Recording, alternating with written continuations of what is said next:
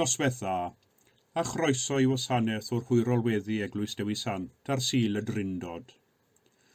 Wedi dathlu holl wyliau mawr yr eglwys, yn Nadolig, Duw yn cymryd cnawd ac yn dod i'n plith yn yr ymgnawdoliad.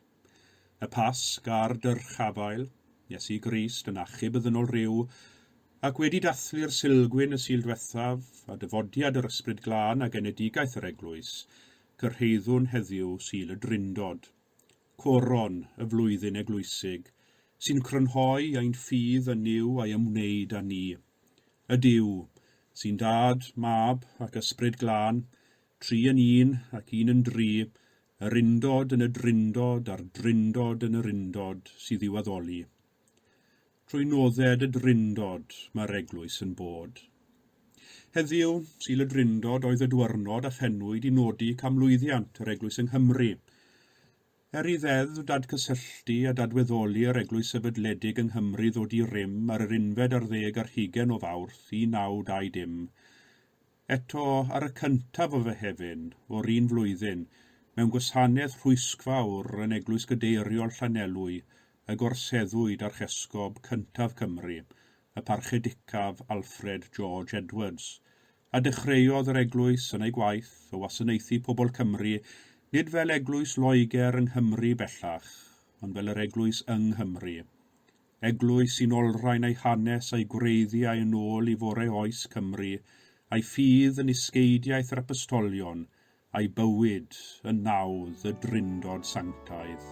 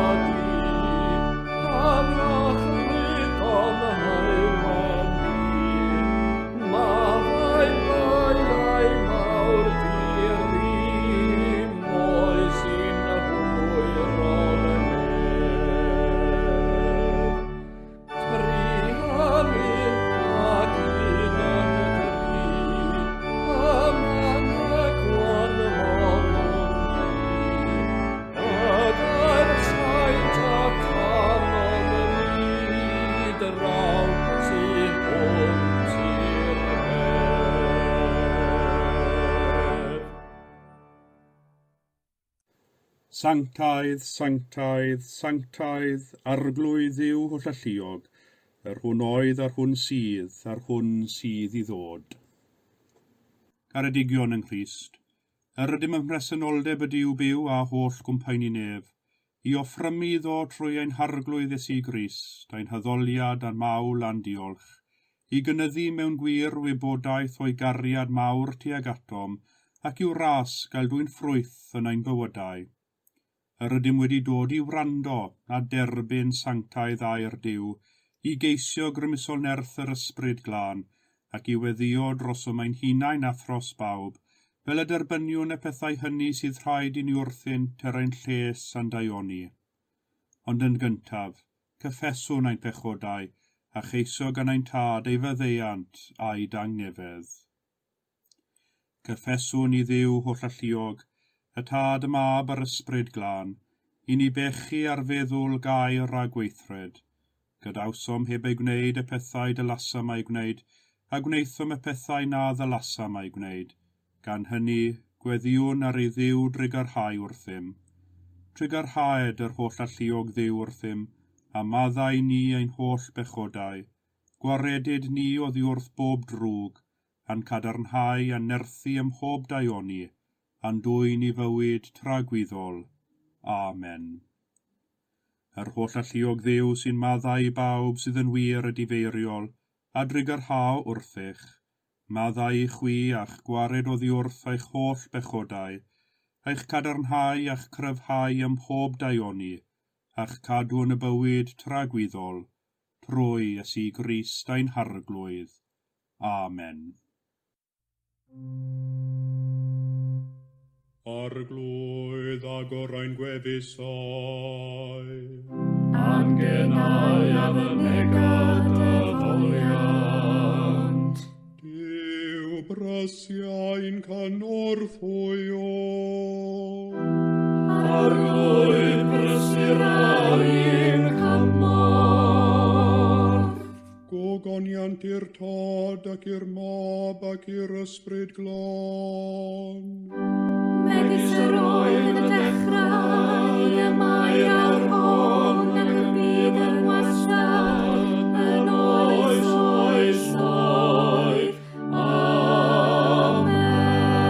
Amen. Molwch yr arglwydd, Molian is o enw'r arglwydd.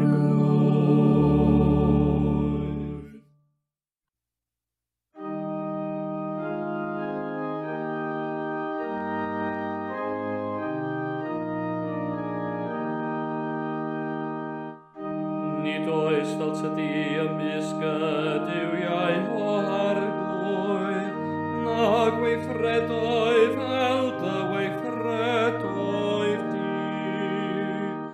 Yr holl genhedloedd yr rhai am wneithos da ddeiant, ac addolans ger dyfron di o arglwydd, ac agon efans dy henw. Canys ydwyt fawr ac y gwneithir rhyfeddodau, ti yn unig wyt o Dduw. Disgymyd y ffordd o arglwydd, ni arodiaf yn dy wirionef, unaf yng nghalon ni ofni dy henw. Molian a di o arglwydd yn yw am holl galon, ac ogonedd af dy henw yn dragowydd. Canys mawr yw dy drigaref tuag ata fi, a gwaredais wahenau do uffernusor. Gogoniant i'r tad ac i'r mab, ac i'r ysbryd glan. Megis yr oedd yn y dechrau, y mae'r awr hon ac y bydd yn wastad, yn oes oes oes.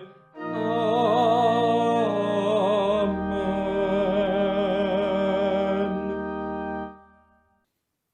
Daw'r darlleniad o'r 3 bennod o lyfr Exodus, gan ddechrau yn yr adnod gyntaf. Yr oedd Moses yn bugeilio defaid ei dad yng nghyfraith Jethro o ffeiriad Midian. Ac wrth iddo arwain y praidd ar hyd cyrion yr anialwch, daeth hi Horeb, mynydd Duw. Yno, yn dangosodd angel yr arglwydd iddo mewn fflam dan o ganol perth. Edrychodd yntau a gweld y berth ar dan, ond heb ei difa. Dywedodd Moses, yr wyf am droi i edrych ar yr olygfa ryfedd hon. Pam nad yw'r berth wedi llosgi?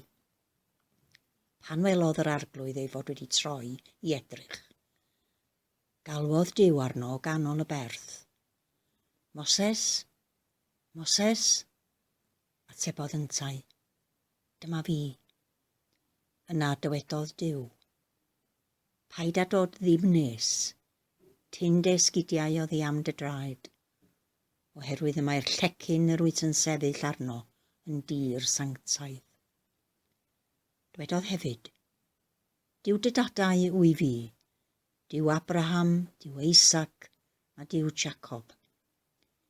Cuddiodd Moses ei wyneb, oherwydd yr oedd arno ofn edrych ar Dduw.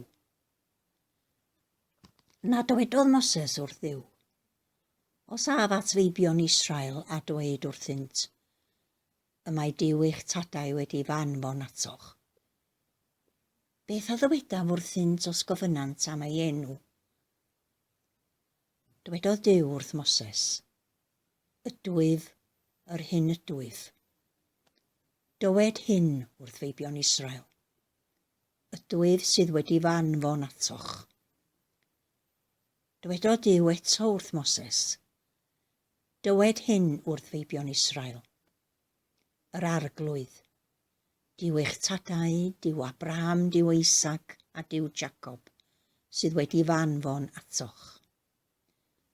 Dyma fydd fy enw am byth, ac fel hyn y cofir amdanaf gan bob cenhedlaeth.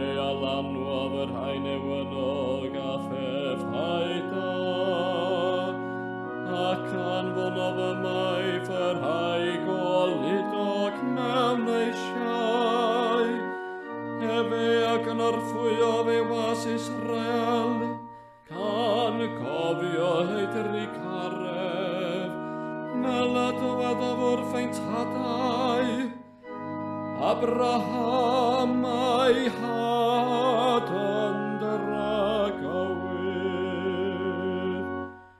gogoniant i'r tad ac i'r mab, ac i'r ysbryd glan, megis roedd yn y dechrau, a mae'r awr hon ac y bydd yn wastad, yn oes, oes, oes, amen.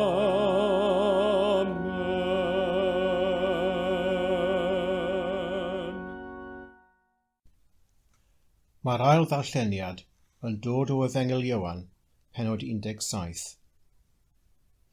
Wedi iddo lefaru'r geiriau hyn, codydd Iesu I lyged i'r nef, a dywedodd, O Dad, a mae'r awr wedi dod, goganedda dy fab mwyn i'r mab dy oganeddu di. Oherwydd roddest eddyf ef awdurdod a bob dyn, awdurdod I roi bywyd tragwyddol I bawb yr o'i ti wedi I roi eddyf ef. A hyn yw bywyd tragwyddol, dy nabod di, yr unig wir Dduw, a'r hwn anfonest ti, Iesu Grist.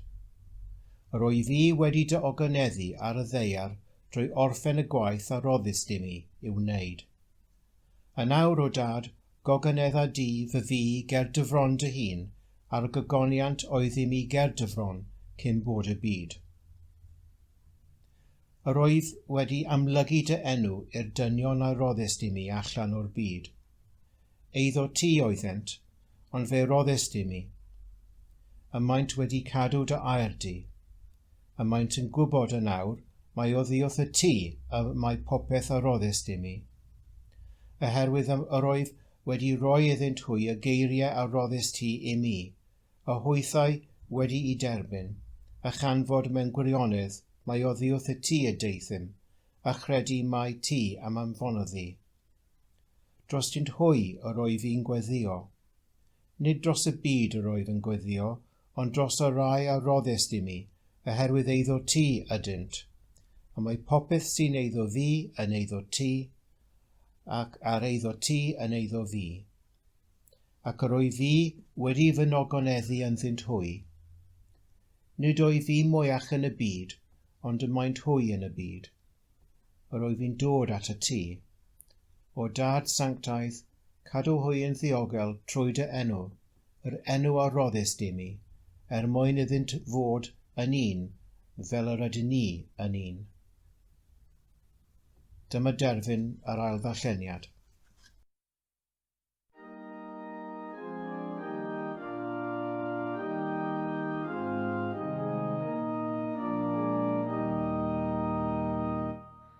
Ar awr hannar glwyf a gorllangu dy was, mewn tangnefedd yn ôl dair.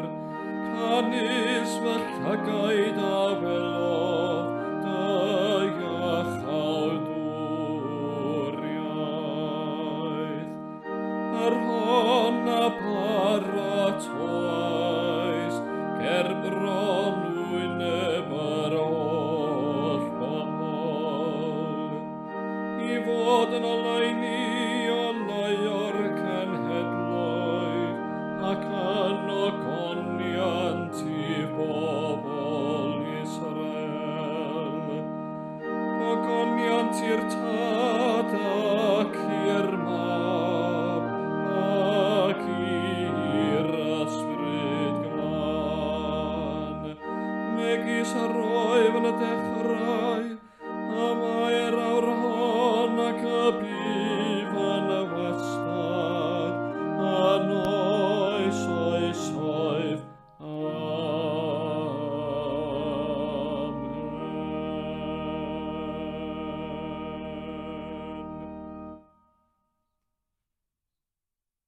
Credaf yn i'w dad holl gyfoethog, creawdwr nef a dear, ac yn Iesu Grist a unig fab ef ein harglwydd ni, yr hwn a gai trwy'r ysbryd glân, a aned o fair forwyn, a ddioddefodd dan Pontiws Peilat, a groeshoeliwyd a fe farw ac a gladdwyd, disgynnodd uffern, y trydydd dydd y cyfododd o feirw, a esgynnodd i'r nefoedd, ac yma'n eistedd ar ddy heilawd i'w dad holl gyfoethog, o ddiynod a wifarnu'r byw a'r meirw.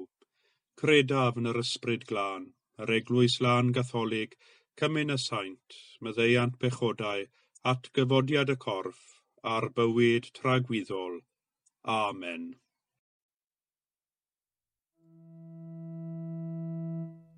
Yr arglwydd a fo gyda chwi. A chydaf ysbryd i'r ddau.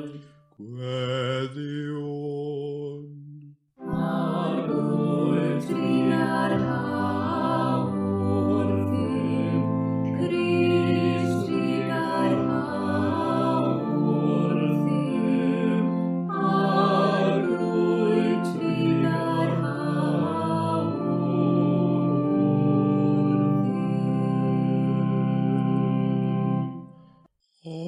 Ein tad. Ein tad yr hwnnwyd yn y nefoedd, sancteiddio'r dy enw. Diled y deyrnod, weled y werthydd, megis yn y nef, fethu ar y ddeiar hefyd. Dy roedd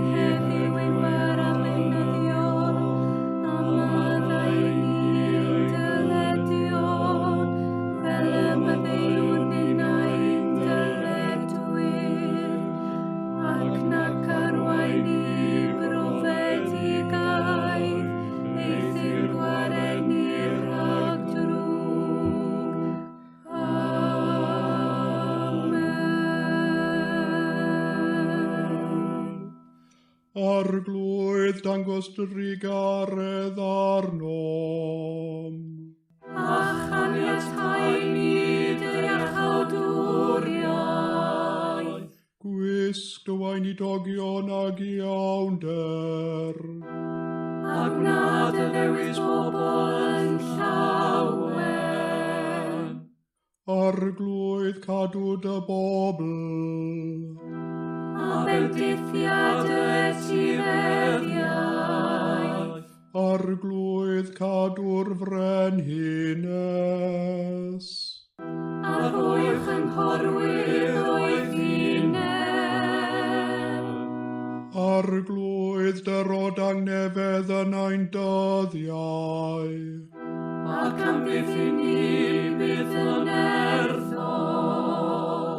Dyw glanhau'n calonau. Ac adnewodd ysbryd yn iawn o'n mewn. O llalluog a thragwyddol ddiw, a roddais dras i ni dyweision gan gyffesu ac arddel y wir ffydd, i gydnabod gogoniant y drindod ragwyddol, ac yn nerth y dwyfol fawredd i addoli'r undod. Cadw ni'n ddiysgog yn y ffydd hon, a'n hamddiffyn byth rhag pob gwrthwyneb, dy di sy'n byw ac yn teyrnasu yn un Duw, byth heb ddiwedd. Amen. O llalluog ddiw, ffynhonell pob dymuniad sanctaidd, pob cyngor da, pob gweithred gyfiawn. Dyroedd weision y tangnefedd na all y byd ei roddi, fel y boeni gan i fyddhaeth o'r chmynion, a'n gwared gennyt rhag ofn ein gylynion, dreulio ein hamser mewn heddwch a thangnefedd, trwy Iesu Grist ein harglwydd. Amen. Goleau'n tywyllwch a tylygwn i ti o arglwydd, ac wrth fawr drigaredd am ddiffyn i rhag pob perygl ac embydrwydd y nos hon, trwy gariad deunig fab ein gwaredwr Iesu Grist.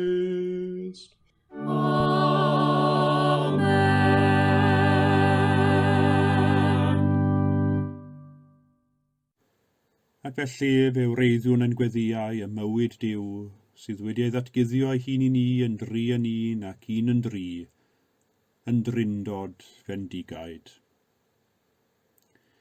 Llirig sy'n badrig. Rwyf heddiw'n ymrwymo'n llirig gref amdanaf enw'r drindod lan, trwy alw nifedd arno ef y tri yn un sy'n ddiwahân. Ohono ef mae popeth sydd, y tad rhagwyddol ysbryd gair, boed mawl i arglwydd mawr ein ffydd, ein Crist a aned gynt o fair. Heddiw, ar y Sul oedd i nodi camlwyddiant y dadgysylltiad.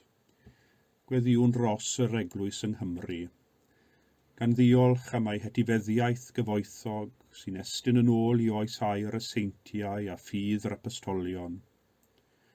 Diolchwn yn arbennig heddiw am dystiolaeth a gweinidogaeth yr eglwys yng Nghymru dros y 100 mlynedd diwethaf, am ein perthynas ag eglwysi Anglicanaidd Celtaidd yr ynysoedd hyn, am ei lle o fewn i'r cymundeb Anglicanaidd byd-eang, ac am ei perthynas ag enwadau eraill yng Nghymru. Gweddiwn dros eglwysi'r dalaeth mawr a bychain, dros ein hysgobion ac arweinwyr lleug ac ordeiniedig, a gweddiwn y bydd i'r ysbryd glân nerthu a chynysgeiddi holl gorff yr eglwys i barhau yn y gwaith o wasanaethu holl bobl Cymru mewn gostyngeidrwydd ac ymroddiad diflino. O Dduw, yn dy ragluniaeth trefnais bopeth i gyflawni dyfwriadau Dionis, anfon dyfendith erfyniwn arnat ar yr eglwys yng Nghymru, fel y gall ei harweinwyr a'i phobl gwrdd a heriau yr amser bresennol hwn, a gwroldeb a dewrder, a thrwy ffydd wedi hadnewyddu, a thrwy gariad, y gallent gweithio gyda'i gilydd ag un dymuniad i weld y deyrnas yn llwyddo ac yn dwyn ffrwythau ddogoniant, trwy Iesu Grist ein harglwydd. Amen. Dduw ffynnon y bywyd newydd, tarddiad gogoniant a harddwch dy greadigaeth oll. Fel y bydd wynt nerthol yn symud ar wyneb y dyfroedd yn y dechreuad, felly y mae dy ysbryd creadigol ar waith o'r newydd y mywydau dy saint. Wrth droi ein golygon ti ar dyfodol, caniatáu ni ddirnad y alwad ar fywyd yr eglwys yng Nghymru, fel y gallwn ganlyn Iesu'n ffyddlonach, a chyflawni ei gomisiwn i wneud disgyblion iddo, gan ei dwyn i weledigaeth gliriach o'th gariad sydd fel y moroedd yn gorlifo ein byd yn dy fab, ein gwaredwr Iesu Grist. Amen. Ac felly gweddiwn dros bobl Cymru, enwedig yn ystod yr adeg anodd hon, a straen ac effeithiau'r cloi mawr yn dechrau dangos, yn emosiynol, yn gorfforol, yn ysbrydol, yn economaidd, yn gymdeithasol. Gweddiwn yn arbennig dros arweinwyr Senedd Cymru. Rwyddent ddoethineb, tosturi a deall yn ei gwaith o arwain a lliwio ac yn y penderfyniadau anodd sydd angen ei gwneud. Arglwydd yw holl alluog, a greaist holl bobl y ddeiar i ddwasanaethu mewn rhyddid a thangnefedd.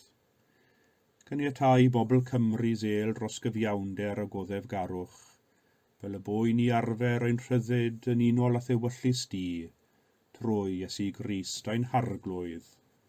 Amen. O arglwydd, dei sefwn arnat arwain pawb sy'n lliwio bywyd y genedl hon, yn enwedig aelodau'r Senedd, fel y bwydynt ar air a gweithred hyrwyddo cyfiawnder, gwirionedd a heddwch, i gyflawni dewyllus di ym mhob peth, trwy Iesu Grist ein harglwydd. Amen.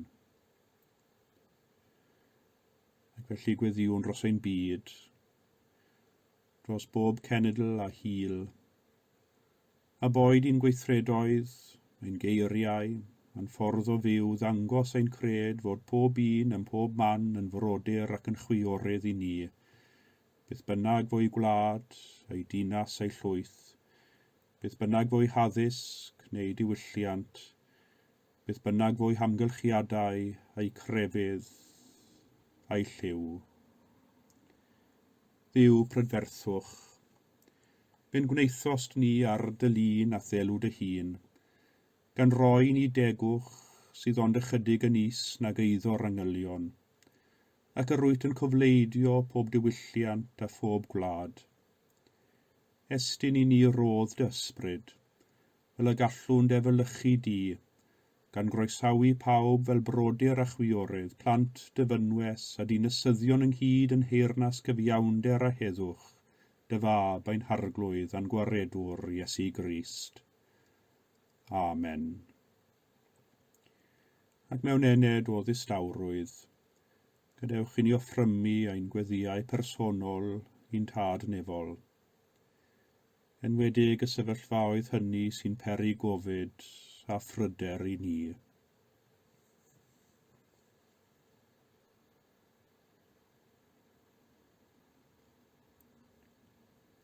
Holl alluog a thragwyddol Dduw, cysur y rhai sy'n drist a nerth y sawl sy'n dioddef.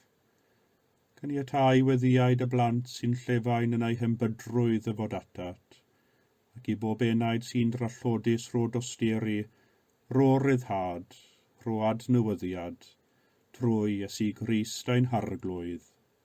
Amen.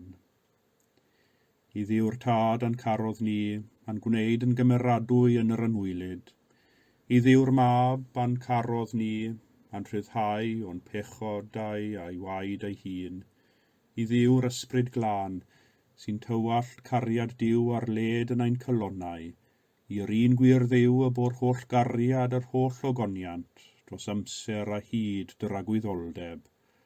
Amen. a dywedwn gyda'n gilydd eiriau'r gras.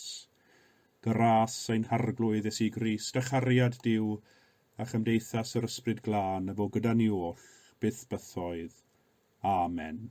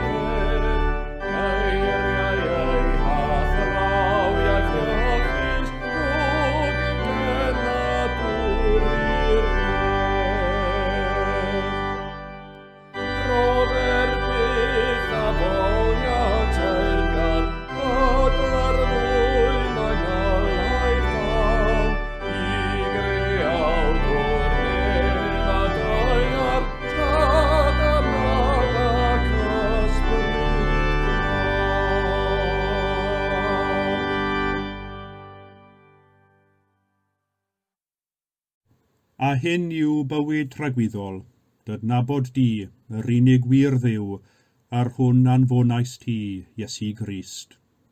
Y drydedd adnod o'r ail bennod ar 15 o'r Efengil yn ôl Sant Iwan. A'i gwybod neu adnabod? Dyna chi gwestiwn bach digon lletwyth ar ddechrau pregaeth ac i ber i'r meddwl droelli. Mae'n gwestiwn athronyddol, mae'n gwestiwn diwynyddol, ac mae'n gwestiwn gramadegol. Mae'n Sul y Drindod, ac yn ôl traddodiad mae pawb yn disgwyl cael pregaeth drom ddiwynyddol ar y Sul hwn. Pregaeth sy'n peri pen tost, nid yn unig i'r pregethwr sy'n pregethu, ond hefyd i'r gwrandawyr sy'n gwrando. Wedi'r cyfan, heddiw, yr ydym yn ceisio siarad am ddirgelwch y diwdod. Y Duw sy'n dad, mab ac ysbryd glân, y drindod mewn undod a'r undod mewn drindod i ddifynnu credo Athanasius, y credo sy'n ymdrin ar drindod mewn manylder manwl. Be sy'n gwneud siarad am y diwdod mor anodd wrth gwrs, yw mae anigonol yw ein dychymyg, mae'n deall a'n geirfa i ddiffinio Duw. Ar yr un llaw, y mae Duw at ei hwnt i ddiffiniad dyn, ac mae Duw yn llawer mwy nag unrhyw fformiwla y gallwn ni ei ddyfeisio i'w esbonio.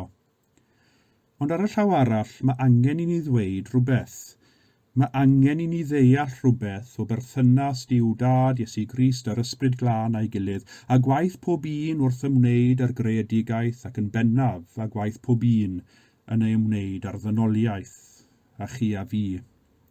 Y fformiwla sy'n rhoi y fframwaith i helpu gadw ni ar y trywydd cywir wrth feddwl am Dduw ac am ein perthynas ag ef. I helpu ni yn ein ffydd, mae'r disgeidiaeth y Drindod, nid i rhwystro ni yn ein ffydd. A dyma ni'n dod yn ôl at fy nghwestiwn cychwynnol, a'i gwybod neu adnabod. Yn Gymraeg mae gwahaniaeth mawr rhwng gwybod ac adnabod, ac mae'n digon hawdd cymysgu rhwng y ddau ar y degau. Yr ydym yn gwybod ffeithiau, y mae gennym wybodaeth am rhywbeth, y mae gwybod yn ymwneud â phethau a syniadau, mae'n gwneud ar deall, mae'n meddu ar ffeithiau. Dyn ni'n gwybod rhywbeth, dyn ni'n gyfarwydd ar rhywbeth. Be allwn ni wybod am y Drindod, fe allwn ni wybod am ddiw, o syniad yn udig yw'r pethau hyn i ni, rhyw ymarfer deallusol efallai. Ond mae ffydd yn fwy na gwybod am. Mae ffydd yn gofyn i ni wneud un cam ychwanegol. Mae'n gofyn i ni adnabod. Yr ydym yn adnabod person. Yr ydym yn adnabod ein ceraint. Dyn ni'n adnabod ein ffrindiau. Mae adnabod yn mynd yn ddyfnach o lawer na gwybod ffeithiau moel am rhywun. I adnabod rhywun, i wir adnabod rhywun, mae rhaid bod yna elfen o agosatrwydd a hyd yn oed elfen o gysylltiad emosiynol hefyd. Nid yn y pen y mae'r adnabod, ond i ddefnyddio ddelwedd beiblaidd yn y galon hefyd. A phan dyn ni'n meddwl am ein ffydd yn yw, mae'n berthynas o adnabod, oherwydd y mae ffydd yn ymwneud â perthynas a Duw. A hyn yw bywyd tragwyddol adnabod di yr unig wir Dduw ar hwn anfonais ti Iesu Grist, meddai Efengil Ioan. Mae'n berthynas o adnabod, ac y mae eiddfedu a tyfu yn y ffydd yn golygu bod y berthynas o adnabod yn dyfnhau. Mae'n ffydd yn ffydd bersonol, oherwydd y mae'n seiliedig ar adnabod. Adnabod yr unig wir Dduw. Y salmydd sy'n dweud, arglwydd, yr wyt wedi fy chwilio am hadnabod. Gwyddos ti ba bryd y byddaf yn eistedd ac yn codi, yr wyt wedi deall fy meddwl o bell. Mae Duw eisoes wedi ein hadnabod ni. Gwaith ffydd yw dyfnhau ein hadnabyddiaeth ohono ef. Mor bwysig yw adnabod yr unig wir Dduw. Yn ein darlleniad o'r Hen Testament heno, fe gawson ni'r stori am Dduw yn galw Moses o'r berth ar dân ond heb ei difa. A rwyf am droi i edrych ar yr olygfa rhyfedd hon, meddai Moses, ac yn y weithred o droi edrych ar yr olygfa rhyfedd hon, y glywodd lais Duw yn galw arno. Ymateb cyntaf Moses oedd ofn, ac fe guddiodd Moses ei wyneb. Wrth weld yr olygfa ryfedd, y berth yn llosgi, a roedd Moses yn gwybod yn syth ei fod yn presenoldeb y dwyfol, presenoldeb oedd yn wahanol iddo fe. Wedi'r cyfan, nid pob dydd y mae dyn yn gweld berth ar dân, ond heb ei difa. Wrth glywed o gorchymyn i ddiosg ei esgidiau, a roedd Moses yn gwybod ei fod yn sefyll ar dir sanctaidd, a bod y dwyfol felly yn un sanctaidd. A drachefn, doth Moses i wybod mae Duw a'i dadau, Duw Abraham, Duw Isaac a Duw Jacob, oedd yn llefaru wrtho. Felly, roedd gan Moses nifer o ffeithiau am y dwyfol hwn oedd wedi ymddangos iddo yn y berth yn llosgi. Ond mae'n amlwg nad oedd Moses yn ei adnabod. Roedd wedi ei synnu, roedd arno ofn, ond oedd ganddo ddim adnabyddiaeth. Ac felly fe gawn Moses yn gofyn y cwestiwn iawn, a beth yw dy enw? Wrth ein henw y cawn ein hadnabod gan eraill, ac yn yr Hen Testament yr oedd enw unigolyn yn adlewyrchu rhywbeth o'i natur a'i gymeriad mewnol. Hefyd mae'n rhaid i ni gofio bod Moses wedi ei fagu'n yr Aifft, lle roedd ganddynt dduwiau niferus, pob un a'i enw ei hun, pob un a'i swyddogaeth ei hun, pob un a'i waith ei hun. Roedd byd Moses yn llawn o dduwiau bach a mawr. Felly does dim syndod i Moses gofyn beth yw dy enw. Yr roedd yn adnabod y Duw yma, ac fe gawn Duw yn ateb, ydwyf yr hyn ydwyf sydd wedi dy anfon. Wrth gwrs nid enw yw ydwyf, ond berf, y ferf presennol o bod. Oherwydd Duw yw ffynhonnell pob bod.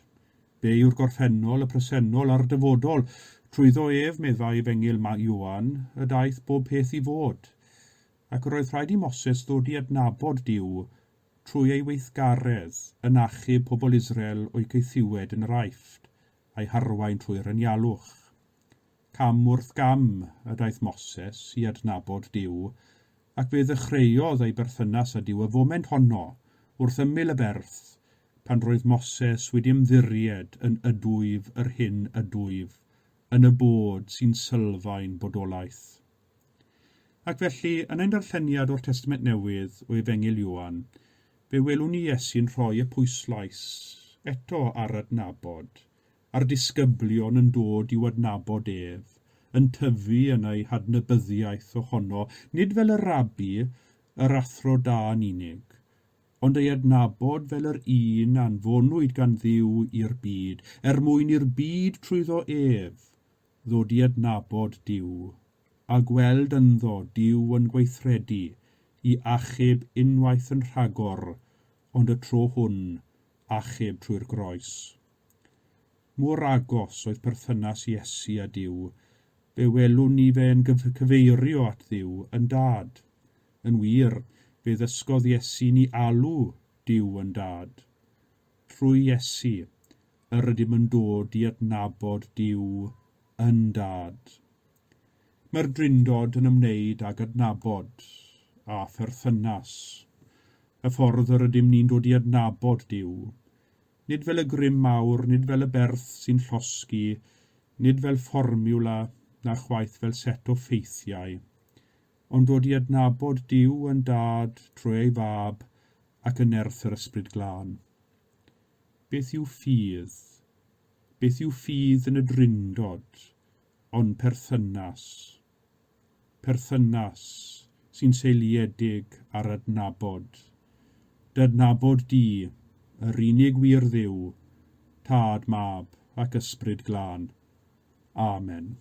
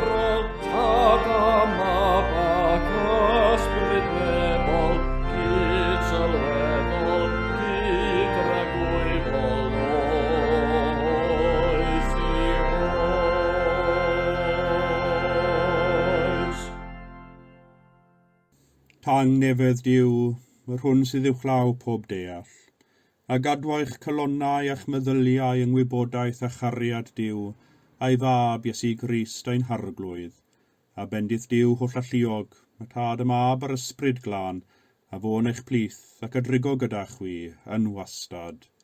Amen.